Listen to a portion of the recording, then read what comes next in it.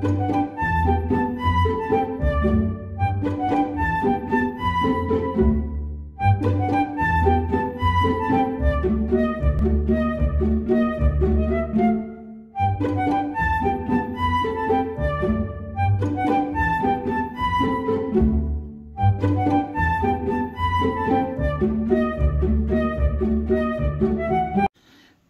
back to Bedtime Stories with Mima. Today we have The Wind and the Willows.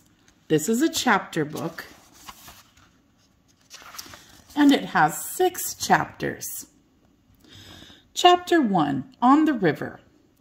Mole had been cleaning all morning, and he had had enough.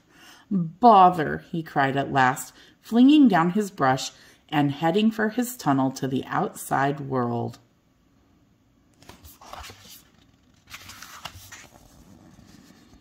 He scratched and he scrabbled and he scraped with his paws until pop, he was out in the sun.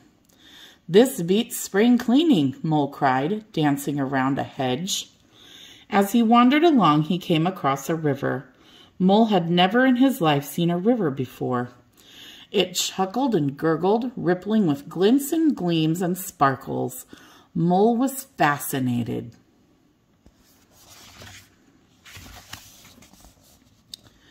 He was gazing at the river when a small brown creature appeared on the opposite bank. Then it winked. It was the water rat. Mole and Rat looked at each other for a moment. "Hello, Mole." "Hello, Rat." "Would you like to come over?" called Rat. "It's all very well to talk," Mole grumbled, "but I can't swim." Rat stepped into a small boat and rowed across to Mole. "Jump in," he said with a grin.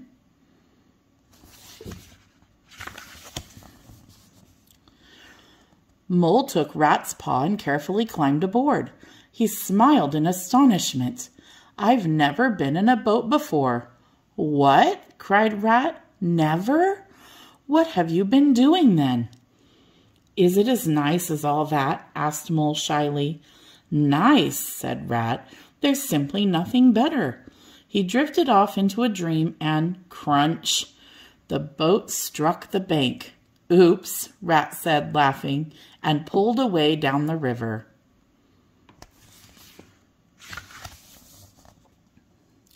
Mole sat back, trailing a paw in the water and enjoying the gentle sway of the boat.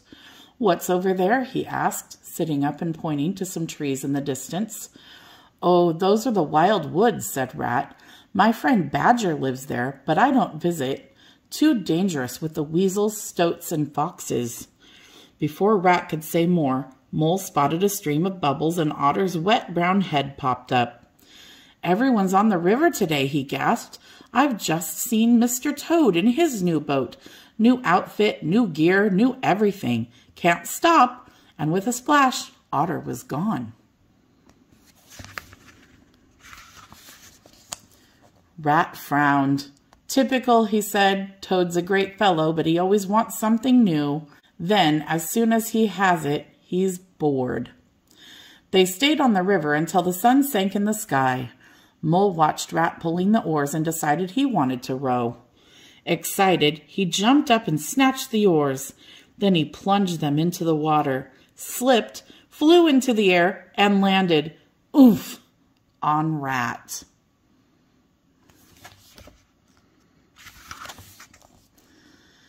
In a panic, Mole grabbed at the side of the boat. Sploosh! The boat went over and he was in the river, a very cold, wet river. Coughing and spluttering, Mole was going under when a firm paw reached out to haul him to safety.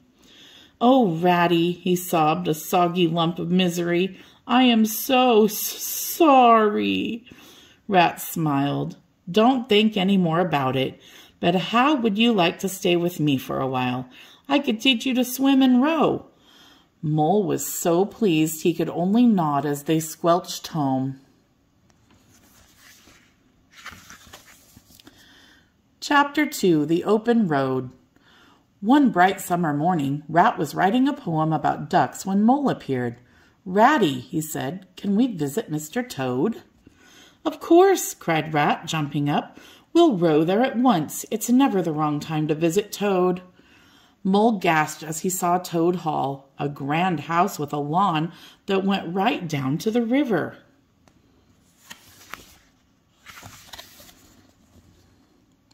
Toad was in his garden studying a map. "Hooray!" he said as Rat and Mole strolled up. "You're just in time for a trip in my new caravan." "I thought you had a new boat," said Rat. "Oh, pooh," said Toad rudely. "Boats are boring. Wait until you see my wonderful caravan." There was no doubt it had everything they might need for a few days away, and also cleverly stored. Soon they were on the open road. Even Rat, who missed his river, enjoyed ambling along the narrow lanes.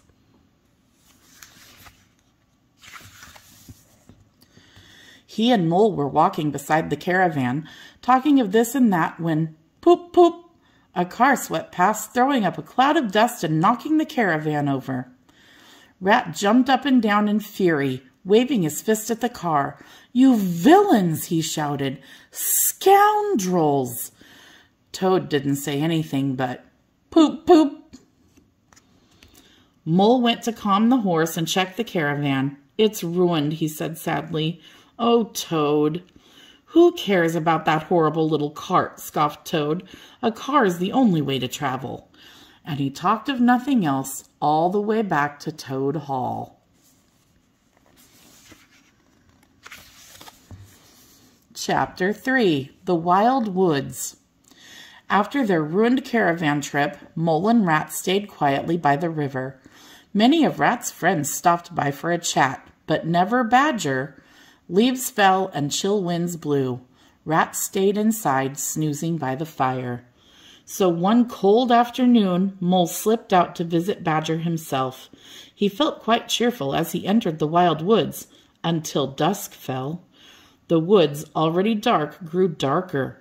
Strange shadows danced about him.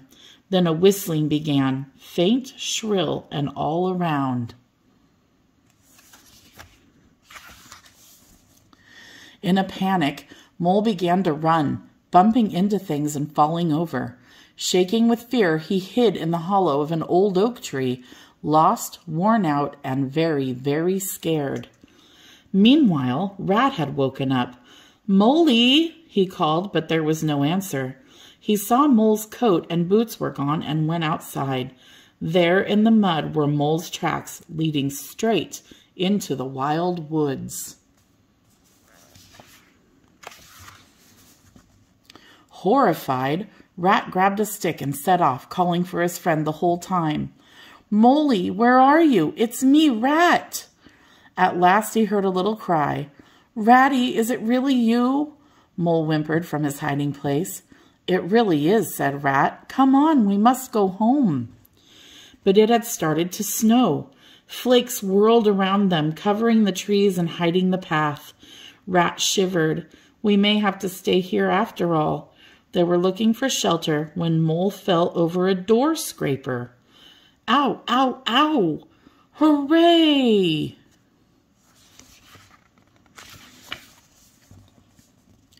To Mole's surprise, Rat laughed and began to dig in the snow.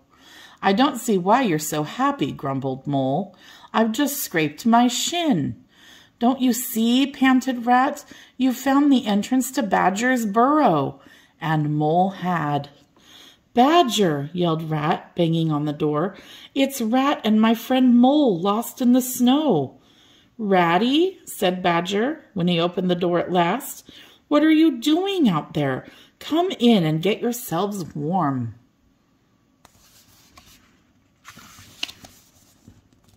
He led them to a snug kitchen, found them dry clothes, and made supper. Over steaming cocoa and oat cakes, they began to talk. "Tell me all the news," said Badger. "How's Toad?" Ratty frowned. "Going from bad to worse. He had another car crash last week." "He's been taken to the hospital 3 times, added Mole, "and paid out a fortune in fines." "He's a hopelessly bad driver," finished Rat with a yawn. "If he carries on like this, he'll be killed." "In the spring we will put a stop to it," said Badger firmly. "But now it's time for bed."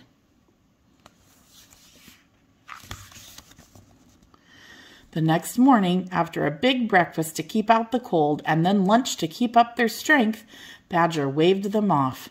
"That's enough adventure for me for a while," thought Mole as they headed for home. Chapter 4. Talking to Toad. Early the next spring, Badger arrived one morning just as Mole and Rat were finishing breakfast.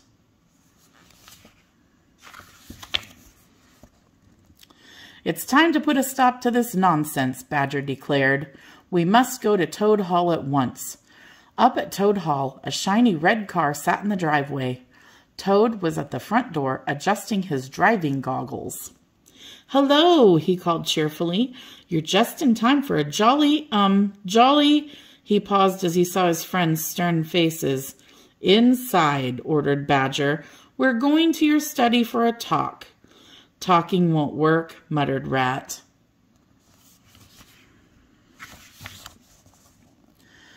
Almost an hour later, Badger and Toad came out of the study. "Toad is very sorry for his foolishness with cars," said Badger. "Aren't you, Toad?" "No," said Toad, "not sorry at all. In fact, the very next car I see, poop, poop. Off I shall go." "Then we shall hide your keys and lock you in your bedroom until you see sense," said Badger. "We'll take turns keeping watch." Rat was on duty when Toad asked for a doctor and a lawyer. "Oh, Ratty, I feel so... Oh, dear," Toad moaned faintly.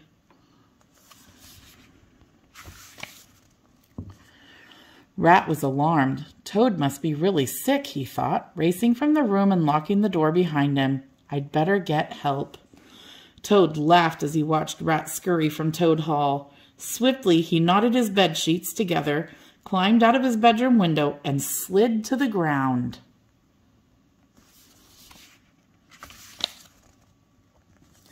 "I'm just too clever for Ratty," Toad thought as he briskly walked away. "He's no match for me."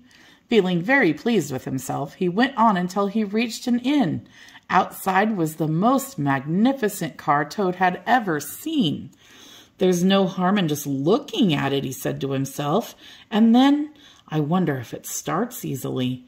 As if in a dream, Toad started the engine. As if in a dream, he climbed into the driver's seat.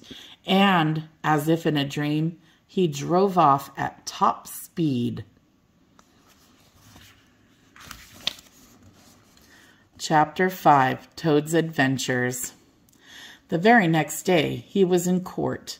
"Toad," said the judge fiercely, "you stole a valuable car. You drove it very badly, and you were rude to a policeman. I am sending you to prison for 20 years. "This is the end of everything," Toad sobbed as he sat in a lonely dungeon. "Oh, wise Badger! Oh, clever Rat! Oh, sensible Mole! And stupid, stupid Toad!" Toad was too miserable to eat. The jailer's daughter noticed, and it made her sad to see him so thin and unhappy.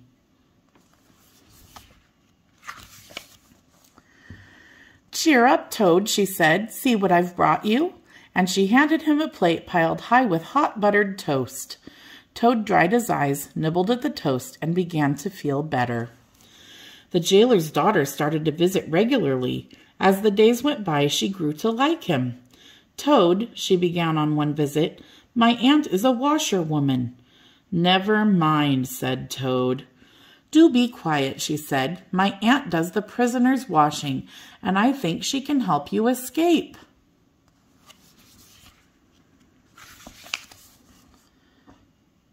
That night, a small, stout figure hurried from the prison in the dress and shawl of a washerwoman, hidden behind a pile of washing.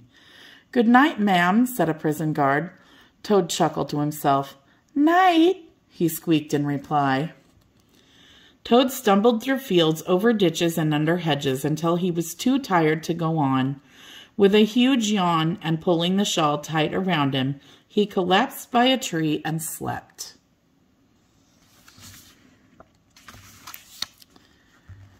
When Toad woke up the next morning, he wondered where he was. Then, with a leap of his heart, he remembered. He was free. He stood up, stretched, and marched out into the morning sun. Before long, he reached a canal.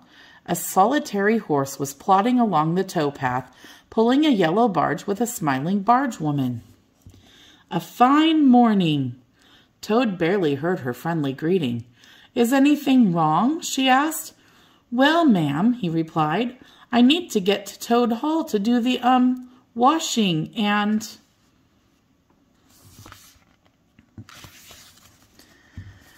"This is a bit of luck," the woman interrupted. "I'm going that way now, and I have a pile of washing to be done." "You are?" said Toad. "Pile of washing," he added doubtfully. "Climb on," she said. "I'll give you a lift and you can do my washing on the way."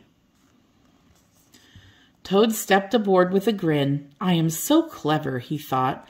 "Washing's in the cabin," said the barge woman. Toad shrugged. "How hard can washing be?" he muttered. After half an hour of fighting the clothes, Toad was hot and drenched, but the clothes were as dirty as ever. The barge woman laughed. "You're not a washerwoman at all."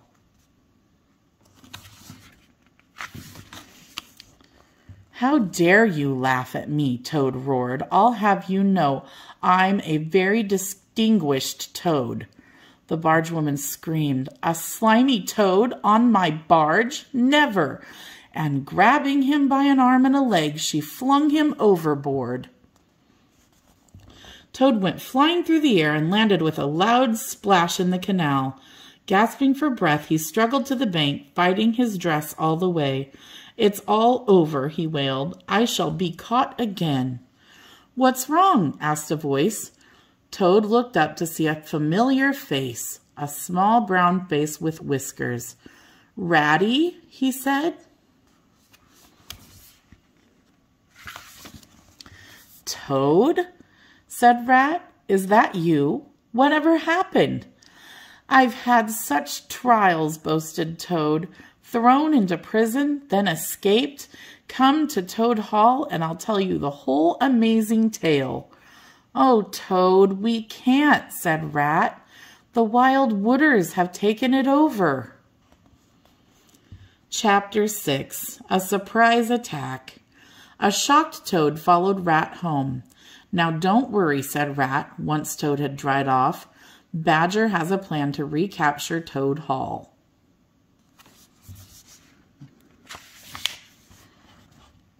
Just then, Mole and Badger came in. "Ratty, we attack tonight," said Mole. "They're having a party, and Badger knows a secret tunnel that leads right into Toad Hall, and—" He stopped as he saw Toad. "Toad, you're home! Whatever happened?" "It's quite a story," Toad began. "No time for that now," said Badger. "We must prepare." That night, armed with sticks and swords, the four of them crept into the secret tunnel. They groped and shuffled along until at last Badger stopped. "We ought to be under the hall now." As they paused, they heard a murmur of shouting, cheering, and stomping from above. The tunnel sloped up and they came through a trap door into the kitchen. Such a noise was coming from the main hall, there was little danger they'd be overheard. "Now, boys," shouted Badger, and they ran into the hall.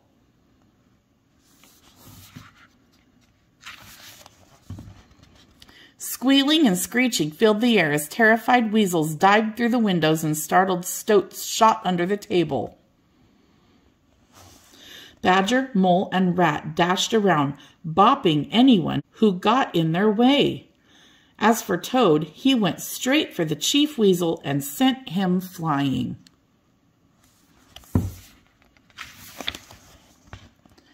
In 5 minutes it was all over. "Well done, everyone," said Badger. "I think we should have a party of our own to celebrate." "Dear friends," Toad said over a jolly supper, "thank you for all your help. I wouldn't have my home back without you." And from that night, Toad was a changed animal. Instead of being boastful or reckless, he was content to live a life by the river with his 3 best friends. The end. I hope you enjoyed the story of The Wind in the Willows. God bless each of you. Be sure to subscribe to my YouTube channel. And until next time, good night and bye for now.